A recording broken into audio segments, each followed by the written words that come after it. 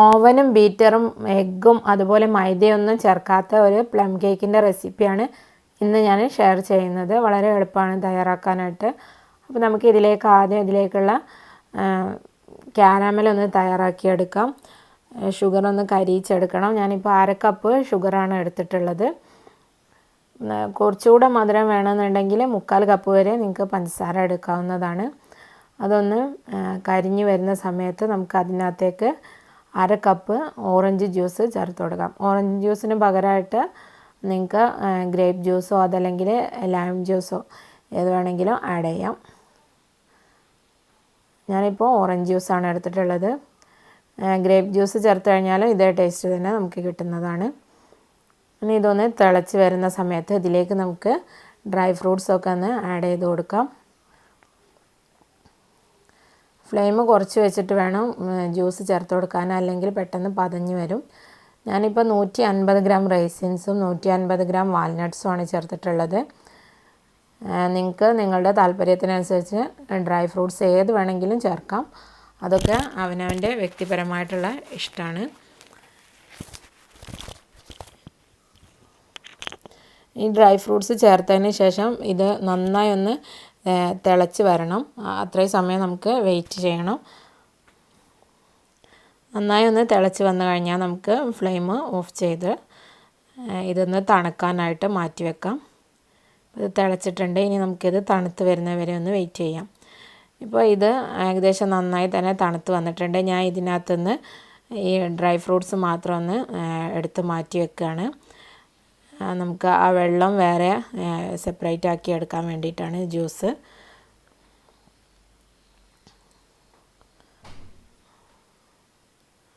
ഇപ്പോൾ ഞാനിത് രണ്ടും സെപ്പറേറ്റ് ആക്കിയിട്ടുണ്ട്. ഇനി നമുക്ക് ഈ ഡ്രൈ ഫ്രൂട്ട്സിനകത്തേക്ക് 1.25 കപ്പ് വീറ്റ് ഫ്ലോർ, അതായത് ഗോതമ്പ് പൊടി ചേർത്ത് കൊടുക്കാം.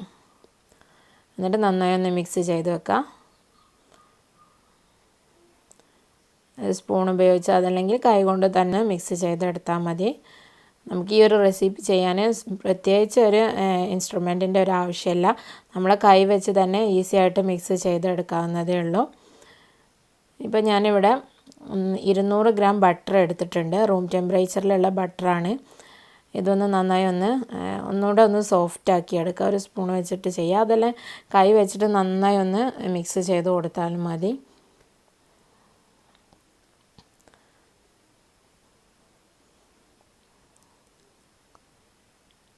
ഇപ്പോൾ ഇത് ഞാൻ മിക്സ് ആക്കിയിട്ടുണ്ട്. ഇതിലേക്ക് 1 ടീസ്പൂൺ 1.5 ടീസ്പൂൺ വരെ ചേർത്ത് കൊടുക്കാം. വാനില എസൻസ് ചേർക്കാം. ഇതിൻ്റെ കൂടെ നിങ്ങൾക്ക് ഒരു റം എസൻസ് എന്ന് പറഞ്ഞിട്ട് നമുക്ക് വാങ്ങിക്കാൻ കിട്ടും. അതുകൂടെ ചേർക്കുകയാണെങ്കിൽ നമ്മൾ കടയിൽ നിന്ന് വാങ്ങിക്കുന്ന എക്സാക്റ്റ് ഫ്ലേവർ നമുക്ക് കിട്ടുന്നതാണ്. ഇനി ഇതിലേക്ക് ഞാൻ 200 ഗ്രാം കണ്ടൻസ്ഡ് മിൽക്ക് ചേർത്ത് കൊടുക്കുന്നുണ്ട്. അപ്പോൾ നെസ്ലേൻ്റെ ഒക്കെ ആണെങ്കിൽ ഹാഫ് ടിന്ന് ചേർത്താൽ മതി. ഞാനിപ്പോൾ അമൂലിൻ്റെ ചെറിയ ടിന്നാണ് ചേർത്തിട്ടുള്ളത്. ഇനി ഇത് രണ്ടും കൂടെ നന്നായി ഒന്ന് മിക്സ് ആക്കി എടുക്കാം. എഗ്ലെസ് കേക്കാണ് നമ്മൾ ചെയ്യുന്നത്, അതുകൊണ്ടാണ് കണ്ടൻസ്ഡ് മിൽക്ക് ചേർത്തിട്ടുള്ളത്. ഇതിന് പകരം നിങ്ങൾക്ക് വേണമെങ്കിൽ ബട്ടർ മിൽക്കും ചേർത്ത് കൊടുക്കാം. ബട്ടർ മിൽക്ക് ആകുമ്പോൾ ഒരു ഹാഫ് കപ്പൊക്കെ ചേർത്താൽ മതി. ഇതിപ്പോൾ നന്നായിട്ട് മിക്സ് ആക്കിയിട്ടുണ്ട്. ഇനി ഇതിലേക്ക് നമുക്ക് നേരത്തെ മാറ്റി വെച്ചിട്ടുള്ള കാരമലിൻ്റെ ജ്യൂസ് അതുകൂടെ ചേർത്ത് കൊടുക്കാം.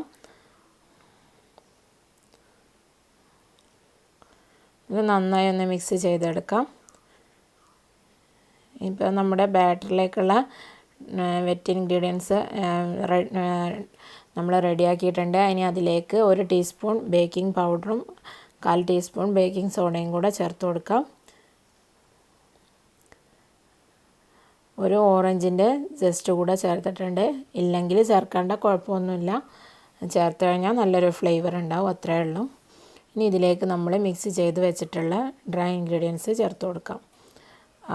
നമ്മൾ നേരത്തെ 1.25 കപ്പ് ഫ്ലോറും പിന്നെ ഡ്രൈ ഫ്രൂട്ട്സും കൂടെ മിക്സ് ചെയ്ത് വെച്ചിട്ടുണ്ടായിരുന്നു. അത് ചേർത്ത് നന്നായി ഒന്ന് മിക്സ് ചെയ്തെടുക്കുക. ഇനി ഇതിനകത്തേക്ക് നമ്മൾ മറ്റൊരു സാധനം കൂടെ ചേർക്കുന്നുണ്ട്.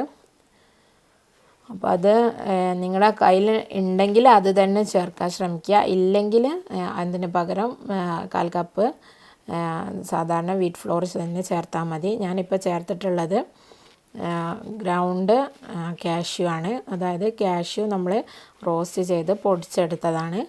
1/4 കപ്പ് ഉണ്ട് അത് ഫ്ലോറ്. അതിൻ്റെ കൂടെ 1 ടീസ്പൂൺ സിന്നമൺ കൂടെ ചേർത്തിട്ടുണ്ട്. നമുക്ക് കേക്കിന് നല്ല ഫ്ലേവർ കിട്ടാൻ വേണ്ടിയിട്ട് സിന്നമൺ പൗഡറും കൂടെ ചേർത്തിട്ടാണ്. അപ്പോൾ സിന്നമൺ പൗഡറും വീറ്റ് ഫ്ലോറും കൂടെ ചേർത്താലും മതി. നിങ്ങളുടെ കയ്യിലില്ലെങ്കിൽ ഉണ്ടെങ്കിൽ അത് തന്നെ ചേർക്കുക. അപ്പോൾ നമ്മൾ കേക്ക് ബേക്കായിട്ട് വരുന്ന സമയത്ത് നല്ലൊരു ഫ്ലേവർ കിട്ടും. ഇനിയിപ്പോൾ ഞാനിത് ഒരു 8 ഇഞ്ചിൻ്റെ പാനിലേക്കാണ് എടുക്കുന്നത്. 7 ഇഞ്ച് ആയാലും കുഴപ്പമൊന്നുമില്ല.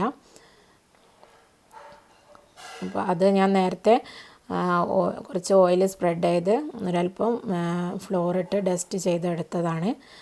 ശേഷം ഒന്ന് ലെവൽ ചെയ്ത് കൊടുക്കുക. അതിൻ്റെ മുകളിലായിട്ട് കുറച്ച് കാഷ്യൂ കൂടെ ഇട്ട് കൊടുക്കുന്നുണ്ട്. പിന്നെ കുറച്ച് ഡ്രൈഡ് ചെറിയും കൂടെ ചേർക്കുന്നുണ്ട്. അതൊക്കെ ഞാൻ നേരത്തെ പറഞ്ഞ പോലെ അവനവൻ്റെ ഇഷ്ടമാണ്. എന്ത് മുകളിൽ സ്പ്രെഡ് ചെയ്യണം, ഏതൊക്കെ ഡ്രൈ ഫ്രൂട്ട്സ് ചേർക്കണം എന്നുള്ളതൊക്കെ നിങ്ങൾക്ക് ഇഷ്ടമുള്ളത്രയും ചേർക്കാം. അപ്പോൾ ഞാനിത് ഓവനിലല്ല ബേക്ക് ചെയ്യുന്നത്. സാധാരണ നമ്മൾ ബേക്ക് ചെയ്യാൻ എടുക്കുന്ന പാത്രം തന്നെയാണിത്. ഒരു 5 മിനിറ്റ് ഹൈ ഫ്ലെയിമിലൊന്ന് ചൂടാക്കി എടുക്കുകയാണ്.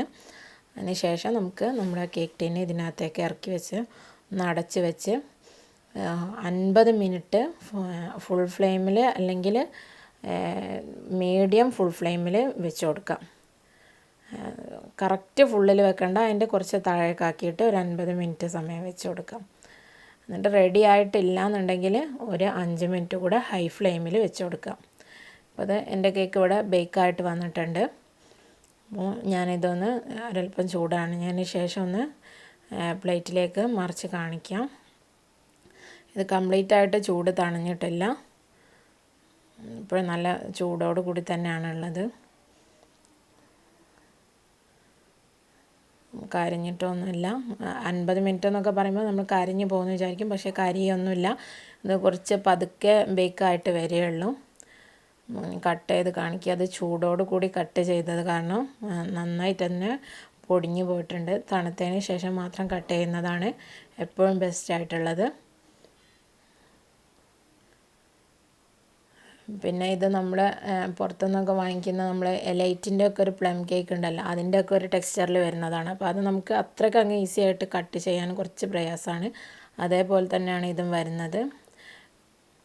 അപ്പോൾ വളരെ ടേസ്റ്റിയാണ് കഴിക്കാനും അതുപോലെ ഉണ്ടാക്കാനും വളരെ ഈസിയാണ്. എഗ്ഗൊന്നും ചേർത്തിട്ടില്ല, ഓവനൊന്നും വേണ്ട.